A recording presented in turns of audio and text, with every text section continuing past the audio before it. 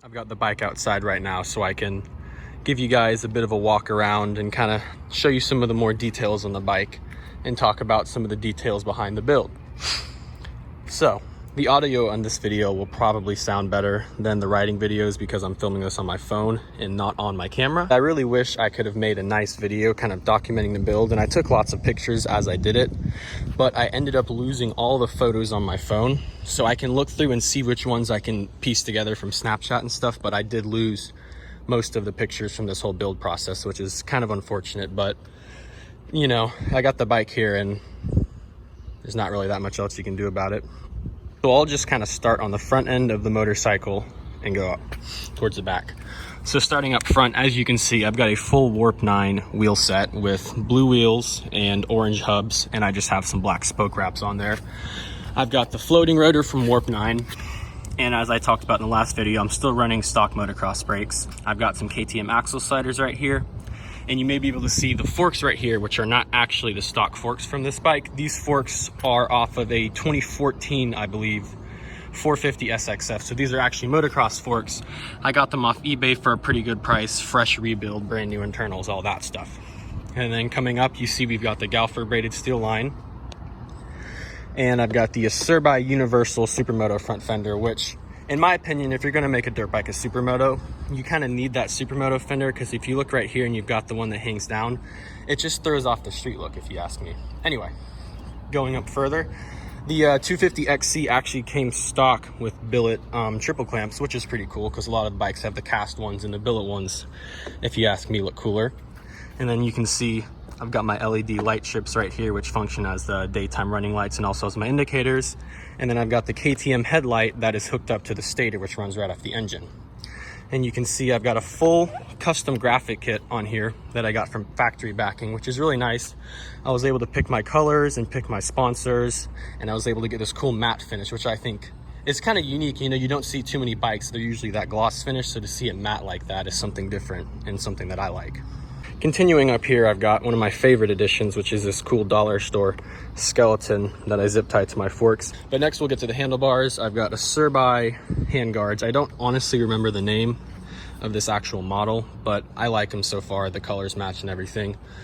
I've got Pro Taper neon grips, which don't like to stay straight even with the wire. Pro Taper handlebars. I've got a cheap dual sport mirror, which really I use just to see if I'm recording or not, because it doesn't really show very much. You've got the Brembo radial master cylinder up here, and I've got, you know, just the little bling pieces and unnecessary stuff like that around here, but you know, it's cool. These are the kind of things that I think make a bike cool. And continuing to move back, we've got, you know, fresh radiators, fresh radiator shrouds. All the plastics are new, as you guys can probably see coming down here.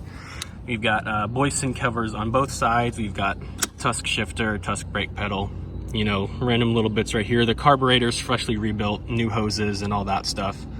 It's got V-Force reeds in it, cheap eBay. These are actually eBay foot pegs, which I think is funny because I've really kind of abused them and they've held up pretty good so far. Continuing back, you know, graphics, custom seat cover I got from factory backing as well. And it's not, I could have done a better job, but my staple gun was so crappy I couldn't really get them in very well. I don't remember the brand of the chain. It's a good chain, but I don't remember the exact brand. And then you've also got the sprocket that came with the wheels. I've got this stock chain guard because the one that came on the bike was like a nice TM Design Works aftermarket one. It was just torn up, so I put the stock one back on because it's brand new, but I'll probably put something else on. I've got a Tusk axle nut. And as you guys can probably see, I've got the Michelin Power RS front and rear, which I am loving so far. They are some really sticky tires for riding around in the street. Coming back around here, you can see the light strip I've got up underneath for the tail light. Got my license plate just kind of stuck on there. Full FMF exhaust, like I said. I've got the KTM Axle Sliders up front, and I had these really cool new old stock KTM Axle Sliders. They don't actually make anymore, but I lost one of them yesterday when I was riding, which really sucks because these are hard to find. It's got new swing arm bearings, it's got new shock bearings, it's got new steering stem bearings. The wheel bearings are obviously all brand new because they came with the motorcycle. It's got fresh exhaust. I put brand new clutch plates in it with high pressure springs. So I didn't rebuild the entire engine. The bottom end was fine. The top end was also fine when I bought it, but I threw a fresh piston in it so far. That's got 35 hours, probably closer to 40 at this point. And I've got no issues with that. Like, I did the whole project and mechanically the bike is great. you know, there's not really that many things that I've had issues with on it.